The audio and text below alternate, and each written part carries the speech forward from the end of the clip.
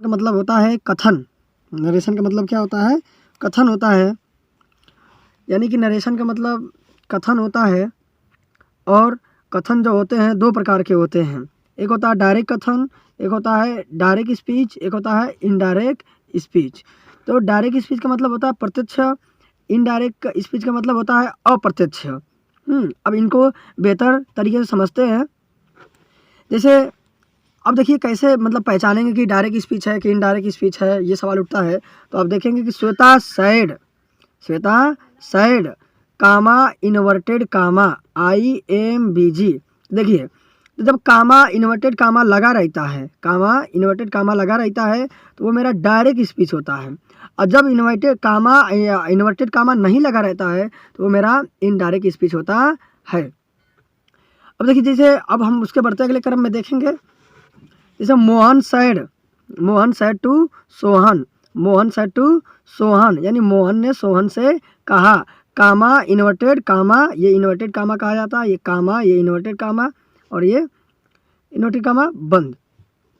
अब देखिए जो ये पूरी बात कही गई है, मोहन सैड टू सोहन, ये पूरी देखिए, ये मोहन क्या है मेरा रिपोर्टर है, सैड टू क्या है मेरा रिपोर्टिंग वर्ब है, और सोहन क्या है रिपोर्टिंग वर्ब ऑफ ऑब्जेक्ट है। अब ये पूरी भाग को हम क्या कहते हैं? रिपोर्टिंग वर्ब कहते हैं। इन पूरे भागों को हम क्या कहते हैं? रिपोर्टिंग वर्ब कहते हैं। अब जो कामा, देखिए कहने मतलब ये है कि जो कामा के अंदर बात लिखी होती है, जो कामा के अंदर बात लिखी होती है वो यानी कि जो कथन होता है मेरे, उसको वो कामा के अंदर लिखते हैं। जैसे आई हेल्प यू, तो ये मेरा क्या है? रिपोर्टेड स्पीच है। यानी कि मोहन ने जो बात कही होगी, ठीक है ना, उसे इन्वर्टेड कामा के अंदर लिखते हैं, उसे इन्वर्टेड कामा के अंदर लिखते हैं। अब तो इतनी बात समझ में आ गई कि ये मेरा क्या हो गया? रिपोर्टिंग वर्ब, ये मेरा क्या हो गया? Reported speech. अब आगे देखते हैं, बड़े अच्छे तरीके से इनको समझेंगे, चित्रों के माध्यम से समझेंगे। देखिए अब हमने कहा कि डायरेक्ट इनडायरेक्ट क्या होता है, तो उसको हम समझेंगे। ये देखिए कोई राम है और कोई क्या है? श्याम है। तो अगर इन दोनों में आपस में टॉकिंग हो रही है, तो देखिए ये जो बात हो रही है ये मेरा क्या होगा? डायरेक्ट स्पीच होगा। ये मेरा क्या होगा? डायरेक्ट स्पीच होगा, डायरेक्ट होगा, ठीक है, ये मेरा डायरेक्ट होगा। और ये क्या होगा? मेरा इनडायरेक्ट होगा। अब जैसे कहा कि राम श्याम है, तो राम सेड टू श्याम, राम ने श्याम से कहा आई एम इल, ठीक है ना, आई एम इल। तो देखिए राम ने श्याम से कहा, इसने इससे कहा कि मैं बीमार हूँ, यानी ये बात राम ने कहा कि मैं बीमार हूँ। अब देखिए ये दोनों के बाद में जो बातें हुई हैं उसी को हम डायरेक्ट स्पीच कहते हैं। यानी इन दोनों के बीच में जो भी बातें हुई होंगी उन्हें डायरेक्ट स्पीच कहते हैं। अब देखिए मान लीजिए श्याम अब गया और मोहन से मिला, तो मोहन से श्याम ने क्या किया कि मोहन से कह दिया, ठीक है, कि अब देखो श्याम को कहना वही बात, इसी बातें को पूरी को श्याम को कहना हो तो वो कैसे कहेगा? तो ऐसा कर कह देगा कि राम सेड टू श्याम, कि राम ने श्याम से कहा कि आई एम इल। अगर ये बात कहता है, ये श्याम कहता है मोहन से, तो श्याम सेड टू मोहन, ये तो हो जाएगा आई एम इल। तो ये कहेगा तो ये बीमार ना हो जाएगा, लेकिन बीमार कौन था? राम बीमार था। इसी बातों को श्याम को कहना हो तो वो इससे जाके कैसे कहेगा कि राम टोल्ड श्याम, यानी कि राम ने श्याम से कहा या मुझसे कहा, ठीक है, दैट की। अब देखिए यहाँ पे जो ही चेंज हुआ है, ठीक है ना, ये अगर आई अगर कहेगा कि मैं बीमार हूँ तब आई लगेगा, लेकिन इसे बताना है कि राम बीमार है तो इसलिए क्या होगा? ही। तो इसको, इस क्रिया को पूरे को हम क्या बोलते हैं?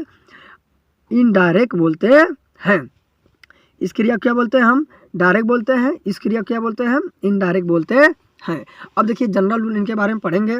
जनरल रूल, तो जनरल रूल क्या होता है कि जनरल रूल में हम पहले चेंज ऑफ पर्सन देखते हैं कि चेंज ऑफ पर्सन, वो कर्ताओं का चेंज हम कैसे करते हैं, चेंज ऑफ टेंसों का चेंज हम कैसे करते हैं, change of other parts of speech ये देखेंगे कि और अन्य चीज़ें कैसे चेंज करते हैं। अब रूल हम 1 लिखा है। अब देखिए हम कहीं भी अगर RS लिखे हैं तो RS का मतलब ये होगा कि रिपोर्टिंग वर्ब होगा मेरा। क्या होगा? रिपोर्टिंग वर्ब होगा मेरा। RS का मतलब क्या होगा? रिपोर्टिंग वर्ब होगा। और देखिए रिपोर्टिंग वर्ब नहीं रिपोर्टिंग नहीं, आर एस का मतलब होता है रिपोर्टेड स्पीच होता है। तो रिपोर्टेड स्पीच आर वी का जहाँ लिखा रहेगा आर वी तो रिपोर्टिंग वर्ब, आर एस लिखा रहेगा तो रिपोर्टेड स्पीच होगा। ठीक है।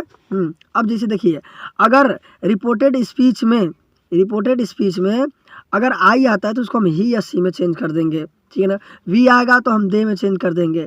एग्जाम्पल के माध्यम से बेहतर समझेंगे। जैसे क्या लिखा कि ही सेड टू मी।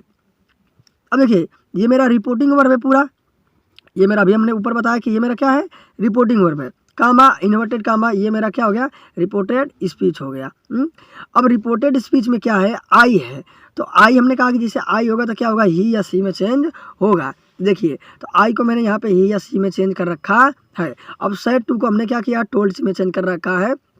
तो जो ये ऊपर के नियम है इनके लिए कुछ हमने टेबल बनाए हैं, टेबल को आप लोग एक बार देख लीजिए, फिर टेबल को देख लीजिए तो ये भली बात ही आपको समझ में आ जाएगा। देखिए टेबल वन है, टेबल वन है कि देखिए टेबल वन में है पर्सन यानी कर्ता जो होते हैं 3 प्रकार के होते हैं, first person, second person, third person होता है। अब ये नॉमिनेटिव केस, अब ऑब्जेक्टिव केस, उसके बाद पॉजेसिव केस। अब देखिए ये टेबल काफ़ी आपको वो नरेशन को सोल्व करने के लिए, उनको एग्जाम्पलों को हल करने के लिए काफ़ी यूज़फुल होगा जब आप ज़्यादा से ज़्यादा सेंटेंसेस को बनाएंगे तब। ठीक। तो अब देखिए फर्स्ट पर्सन में क्या आता है, जैसे फर्स्ट पर्सन हमने वहाँ पे लिखा था कि आई और वी। तो देखिए आई होता है फर्स्ट पर्सन में और क्या मेरा होता है वी होता है, यानी ये दोनों जो सब्जेक्ट होते हैं यानी कि ये फर्स्ट पर्सन होते हैं, यानी हमेशा कहने वाला, यानी कि जो भी अगर आप कहेंगे तो आप फर्स्ट पर्सन हो जाएंगे, हम कहेंगे तो हम फर्स्ट पर्सन हो जाएंगे, यानी कहने वाला हमेशा फर्स्ट पर्सन होता है और सुनने वाला हमेशा क्या होता है सेकेंड पर्सन होता है। ठीक। और जिसके बारे में हम दोनों बात करेंगे वो मेरा क्या होता है थर्ड पर्सन होता है। अब इसी के देखेंगे, देखिए आई नॉमिनेटिव केस का मतलब ये होता है कि हमेशा ये कार्य को क्रिया को करेगा। ठीक है। और मी का मतलब होता है ऑब्जेक्टिव का मतलब ये होता है कि वो क्रिया अपने ऊपर संपन्न कराएगा, ये क्रिया को संपन्न करेगा, ये क्रिया को अपने ऊपर संपन्न कराएगा, यानी कि अपने ऊपर कार्य को कराएगा। और उसी तरह देखिए आई का क्या होता है मी होता है। और ये माई देखिए पॉजेसिव केस का क्या होता है, पॉजेसिव केस को 2 भागों में बांटा गया है, पॉजेसिव एडजेक्टिव और पॉजेसिव प्रोनाउन। पॉजेसिव एडजेक्टिव का मतलब वो अपने के लिए इस्तेमाल किया जाता है, अपने के लिए इस्तेमाल किया जाता है। तो आई का अपने के लिए क्या होगा, जैसे कि मैं अपना कपड़ा धोता हूँ तो आई वॉश माई क्लॉथ। अब इसके लिए हिज और अन्य चीज़ें इनमें से कोई नहीं लगा सकते हैं, इनमें से कोई नहीं लगा सकते हैं। मैं अपना कपड़ा धोता हूँ तो मैं अपने के लिए क्या माई का ही इस्तेमाल करूँगा, तो माई। ठीक है ना। ये जब ज़्यादा दिखाना को चीज़ मेरी हो तब दिस क्लॉथ इज़ माइन, ये कपड़ा मेरा ही है। ठीक है ना। इस तरह के सेंटेंसेस कहने हो तब माइन का इस्तेमाल करते हैं। तो अभी देख लेंगे वी का क्या होता है अस होता है, यानी क्रिया संपन्न करने वाला क्या होता है क्रिया संपन्न करने वाला वी, क्रिया को संपन्न अपने ऊपर कराएगा तो वो क्या होगा अस। यू का यू योर योर्स, ही का ही हिम हिज। अब सी का क्रिया संपन्न करने वाला यानी क्रिया को करने वाला काम को करने वाला सी होगा, और काम को अपने ऊपर कराने वाला यानी क्रिया को संपन्न अपने ऊपर कराएगी तो हर होगा, फिर हर, फिर उसके बाद हर्ष। ईट का सब्जेक्ट यही होता है, ऑब्जेक्ट ये होता है और अपने के लिए ये होता है, और इसका पॉजेसिव प्रोनाउन कुछ नहीं होता है। दे का सब्जेक्टिव केस क्या होता है दे होता है, फिर देम होता है, फिर देयर होता है, फिर दियर्स होता है। अब टेबल 2 हम देखेंगे, टेबल 2 काफ़ी यूज़फुल आपके लिए साबित होगा। ठीक। जैसे अब देखिए नरेशन में चेंज करते समय हमें याद रहे कि अगर से लिखा है कहीं तो से को हमेशा से में ही चेंज करेंगे, अगर सेज लिखा है तो उसको सेज में ही चेंज करेंगे। ठीक है ना। अगर टेबल आपको लर्न कर लेते हैं तो काफ़ी यूज़फुल साबित होगा, बहुत जल्दी आप उनको कर लेंगे। से टू समवन यानी से टू और किसी से कहेगा, मुझसे, तुमसे, राम से, सीता से, गीता से, मीता से या अन्य किसी से भी कहेगा, यानी से टू समवन यानी किसी से भी कह सकता है। तो से टू रहेगा तो टेल में चेंज हो जाएगा। अगर सेज टू है तो वो मेरा टेल्स में चेंज होगा। सेज टू है तो मेरा क्या होगा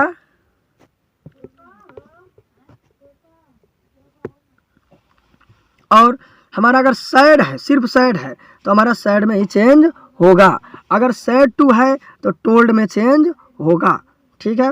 अब जैसे टेबल 1 देखा, टेबल 2 देखा, उसी तरह हम टेबल 3 भी देख, टेबल 3 है, टेबल 3 हम देखेंगे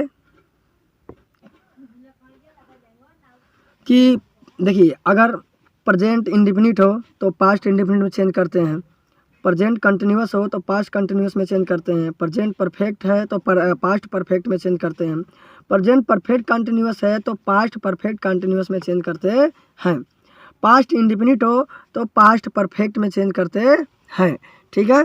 और पास्ट कंटिन्यूस है तो पास्ट परफेक्ट कंटिन्यूस में चेंज करते हैं, पास्ट परफेक्ट कंटिन्यूस में चेंज करते हैं। अब देखिए अगर पास्ट परफेक्ट होगा तो उसको नो चेंज यानी कोई चेंज नहीं करना है, पास्ट परफेक्ट कंटिन्यूस होगा तो उसको भी कोई चेंज नहीं करेंगे। अब सेल है तो सेल को किस में चेंज करेंगे, शुड में चेंज करेंगे, सेल को शुड में चेंज करेंगे, विल को वुड में चेंज करेंगे, विल को वुड में चेंज करेंगे, सेल बी को शुड बी में चेंज करेंगे, विल को विल बी में चेंज करेंगे, सेल हैव है तो शुड हैव में चेंज करेंगे, विल हैव है तो विल हैव में चेंज करेंगे, इजमार है तो वाजवर में चेंज करेंगे, वाजवर है तो हैड बिन में चेंज करेंगे, हैज हैव है तो हैड में चेंज करेंगे, कैन है तो कुड में चेंज करेंगे, मे है तो माइट में चेंज करेंगे, हैड टू है तो हैड टू में चेंज करेंगे, ठीक है।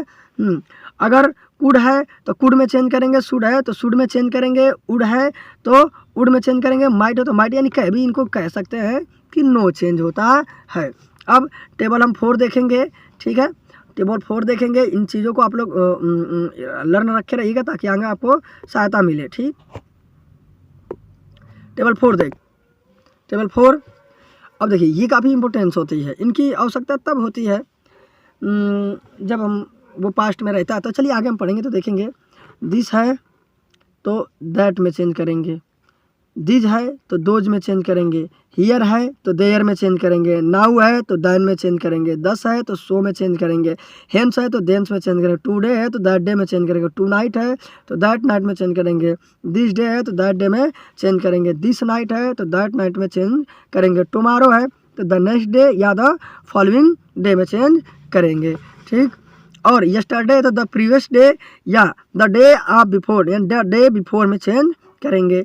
अगर द डे बिफोर यस्टरडे है तो 2 डेज बिफोर में चेंज करेंगे। द डे आफ्टर टुमारो है तो इन 2 डेज टाइम इसमें हम चेंज करेंगे। अब देखिए अगर लास्ट वीक है तो द प्रीवियस वीक में चेंज करेंगे या द वीक ऑफ बिफोर में चेंज करेंगे। अब देखिए लास्ट करके, लास्ट के बाद अगर वीक होगा तो वीक, मंथ होगा तो मंथ, नाइट होगा तो नाइट, या डे होगा तो डे, उसका चेंज किस में करेंगे, लास्ट है तो लास्ट का चेंज किस में होगा, द प्रीवियस, और वीक का वीक ही होगा, मंथ का मंथ हो जाएगा, नाइट का नाइट हो जाएगा, डे का डे हो जाएगा, यानी कि लास्ट को द प्रीवियस में चेंज करते हैं।